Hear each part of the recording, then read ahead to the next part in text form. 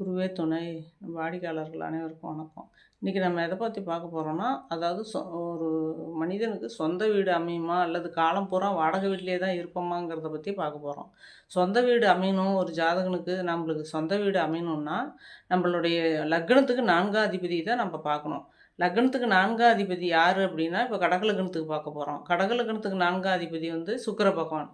இந்த சுக்கிர பகவான் வந்து ஆட்சி வீட்டில் இருந்தாலும், இந்த சுக்கிர பகவான் கேந்திர திரிகோணம் ஏறினாலும், இந்த சுக்கிர பகவானை குரு பார்த்தாலும், இவங்களுக்கு கண்டிப்பாக அந்த சுக்கிரன் திசையிலையோ அல்லது செவ்வாயை குரு பார்த்தாலும், செவ்வாய் திசையிலையோ அவங்களுக்கு வந்து சொந்த வீடு கண்டிப்பாக அமையும். இதில் வந்து நிறையா கணக்கு பார்க்க வர மாதிரி வரும். செவ்வாய் வீட்டை குரு பார்த்தாலும் சொந்த வீடு அமையும்.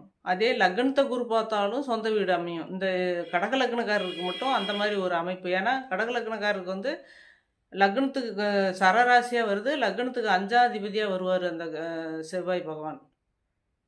அது மாதிரி அமையும் கடக லக்னக்காரருக்கு.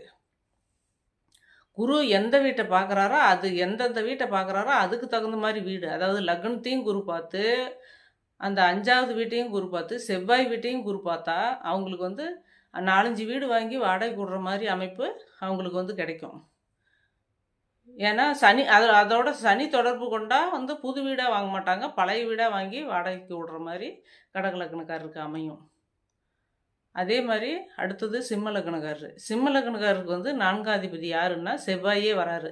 செவ்வாய் தான் நிலப்பலன், சொத்து சோகத்துக்கு அழியாத சொத்துக்கு அதிபதி. சொந்த வீடு கிடைக்குமா சிம்ம லக்னக்காரருக்குன்னா, சிம்ம லக்னக்காரருக்கும் வந்து குரு பகவான் வந்து 5ஆம் அதிபதியாக வராரு. அந்த குரு பகவான் லக்னத்தை பார்த்தாலும், இந்த செவ்வாய் வீட்டை குரு பார்த்தாலும், செவ்வாய் வீட்டை செவ்வாயே பார்த்தாலும் சொந்த வீடு கண்டிப்பாக அமையும். அதாவது செவ்வாய் வீட்டை செவ்வாயே பார்க்குறது அப்படின்னா, செவ்வாய் வந்து தன் சொந்த வீட்டில் இருக்கலாம், அல்லது அடுத்த வீட்டில் இருந்து 7ஆம் பார்வையாக பார்க்கலாம், அல்லது செவ்வாய் அடுத்த வீட்டில் இருந்து 4ஆம் பார்வையாக பார்க்கலாம். அந்த மாதிரியெல்லாம் 8ஆம் பார்வையும் செவ்வாய்க்கு உண்டு. செவ்வாய் வந்து வேறு வீட்டில் இருந்து 8ஆம் பார்வையாக செவ்வாய் வீட்டை மேசத்தையும் விருச்சகமும் செவ்வாய் வீடு, செவ்வாய் வீட்டை பார்க்கலாம். இப்படிலாம் இருந்தால் கேரண்டியாக அவங்க வந்து அந்த செவ்வாய் தசையிலையோ அந்த குரு தசையிலையோ அவங்களுக்கு வந்து அந்த சொந்த வீடு அமையறதுக்கு உண்டான வாய்ப்பு உறுதியாக கொடுக்கும். வாழ்த்துக்கள். வீடியோ பிடிச்சிருந்தா சப்ஸ்கிரைப் பண்ணுங்கள், லைக் பண்ணுங்கள். தொடர்ந்து உங்களுக்கு என் வீடியோ வரும், பார்க்கலாம். வாழ்த்துக்கள்.